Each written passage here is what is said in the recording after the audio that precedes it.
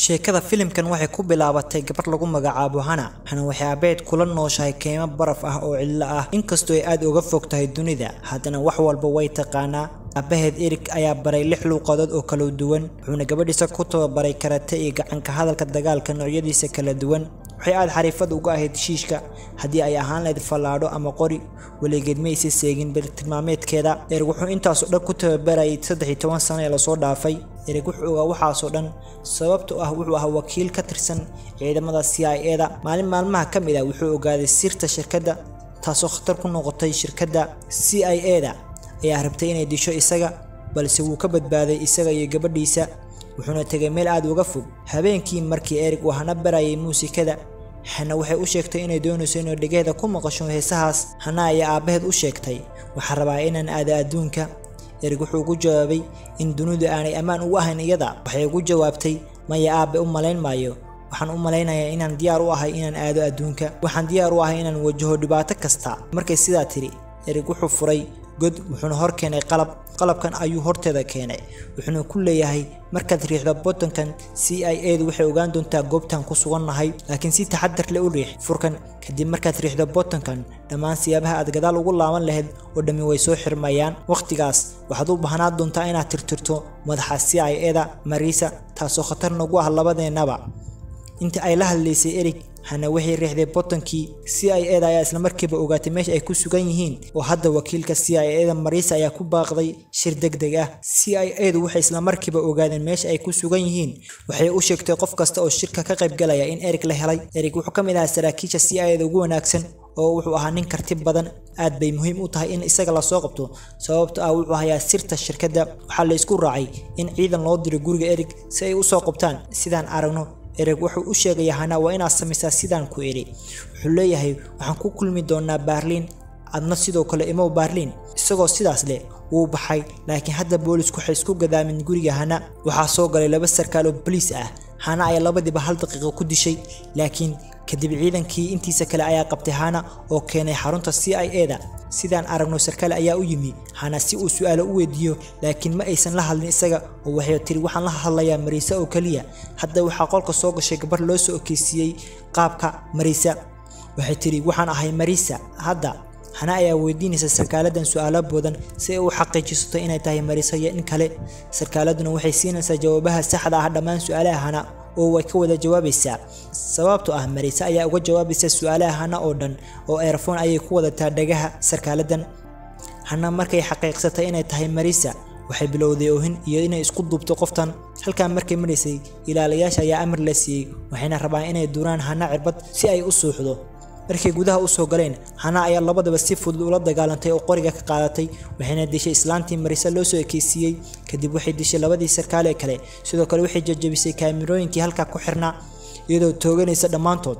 inta kadib way carartay Marisa oo fadhida qolka kale way naxsan tahay halkan waa shaybaarka CIA-da waxa sidoo kale lagu sameeyay baaritaan dhiiga Hana waxa sidoo kale la ogaaday in DNA-da Hana ay tahay mid aan caadi ahayn waxay daawanayeen warbixinta Hana halka ay Hana soo gashay gudaha shaybaarka waqtigan wakiilo badan ayaa u yimid inay qabtaan laakiin qof walba way khiyaantay waxayna ku guuleystay in halkan ka baxdo iyadoo Marisa dhuumaha xarunta qaybta labaad ee tunnelka wuxuu ahaa mid cidla ah dhanka kale dhowr baabuur ayaa dul maraysa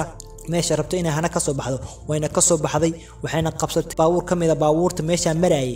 aad bayna meeshan uga fogaatay waxayna dariiqa kula kulantay laba wiil iyo gabar walaal ah magaca gabadha waxa la dhahaa Sofia waxay u soo baldhigtay Hana inay raacdo laakiin Hana waxay ka doorbiday inay lugooso kaligeed dhanka kale waxaana la tusayaa Marisa oo feelka Eric ka soo saartay sanduuqeeda gubaysa waa maxay cadaawadda ay u qabtay Eric iyo Hana si aan tan u ogaano waa in dib ugu laabanaa sheekada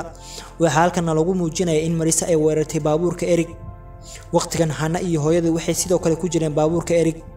Hana hooyadu waxay u dhimatay weerarkii Marisa Ericna wuxuu ku cararay keenta isagoo Hana wata laakiin tan iyo markaa Marisa ayaa raadinaysay isaga dhanka kale waxaana la tusayaa Hana oo gaartay tuulo halkaas ay ku aragtay dad badan oo dhar dhaqanaya dharka dadka qaar ayay xaday kadibna hotel ayay aaday Hana ma aysan haysan wax lacag ah waqtigaas waxay ka codsatay mulkiilaha hotelka inuu caawiyo oo waxay weydiisatay qol bilaash ah mulkiilaha hotelka ayaa aad ula dhacay markuu arkay gabar Ingiriis oo Carabi ku hadlaysa wuxuuna siiyay qol ay ku hooyato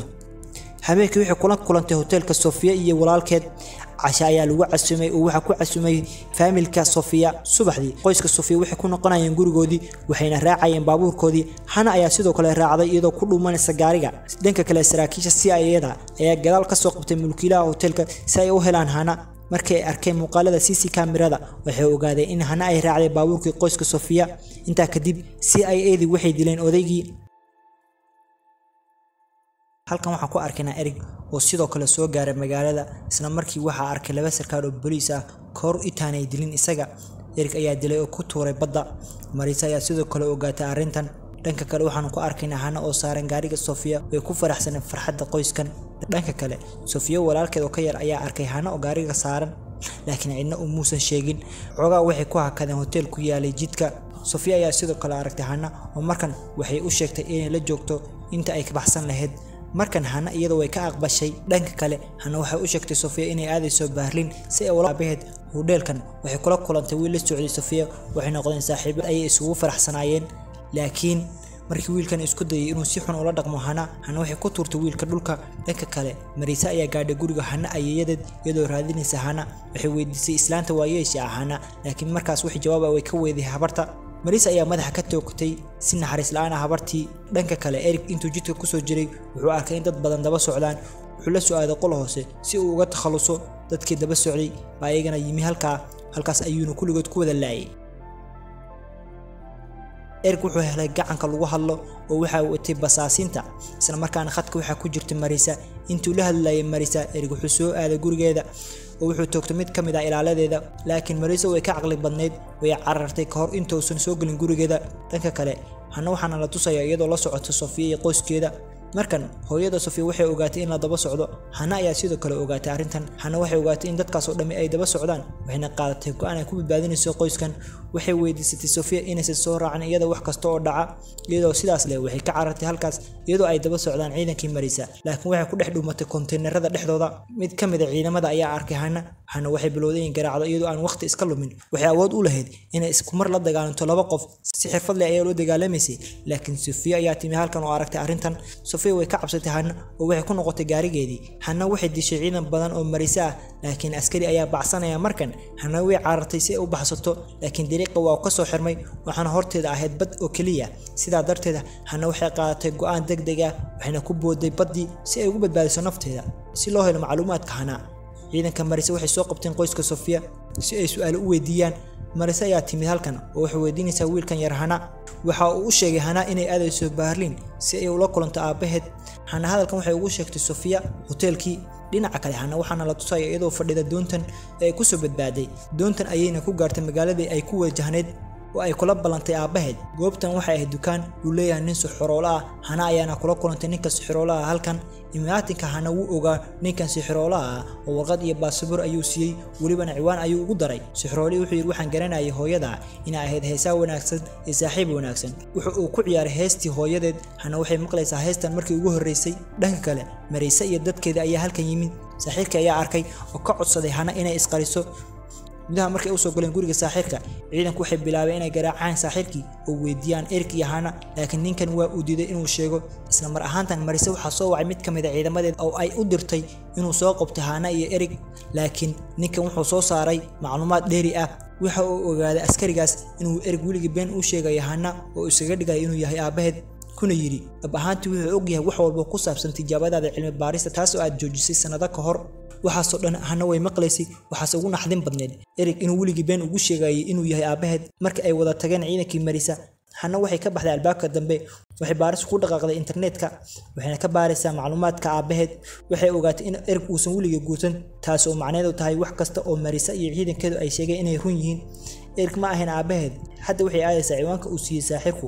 waxay ahayd ciwaanka ayadeed halka markay tagtay gudaha u gashay guriga waxay aragtay rasaas la dhacay sawirka ayadeed taasoo ah rasaastii Marisa markii ay dilaysay ayadeed waxay ogaatay ayadeed inay dhimatay way ka naxday Eric ayaa ugu dambeyn halkan yimid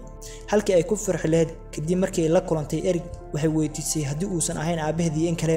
markuu taas maqlay Eric wuu ku naxay oo wuxuu yiri waan ku koriyay Hana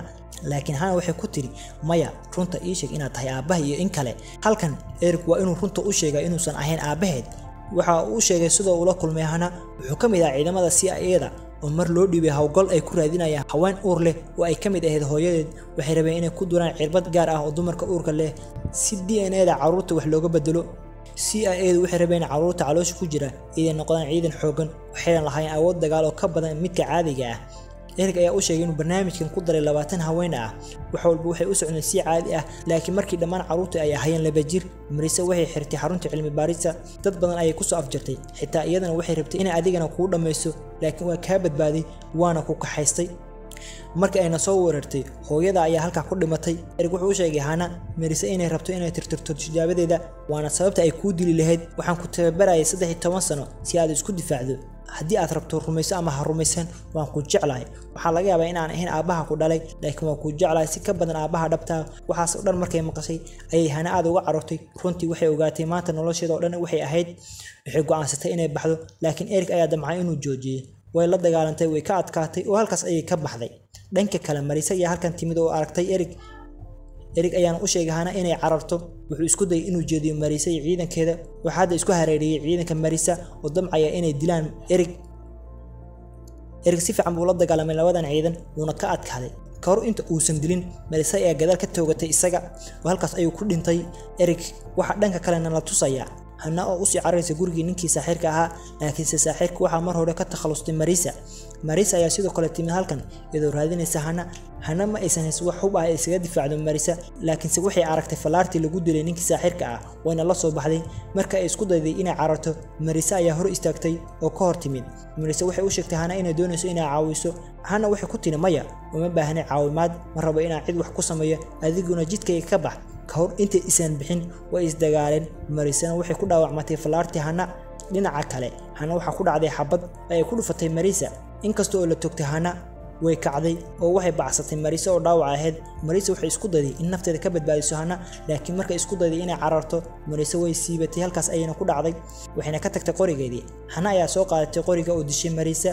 waxay dishay khatartii ugu weyneed nolosheedii hadda way xarowday laakiin qaybta murugada leh ayaa ah in kii u diyaariyay inay khatarahaas la kulanto ay iyaduna weyday macnaheedu waa aabaheed Eric wayna ka murugootay tan hadda kaligeed ayay noolaa doontaa shirkada filimkan wuxuu ku soo gabagaboobay halkan haddii aad ilaa dhamaadkan la soo gaartay fadlan nagu soo biir subscribe noo saar like muuqaalka saar share garee si aan saxaabo adiga kula mid ah u helno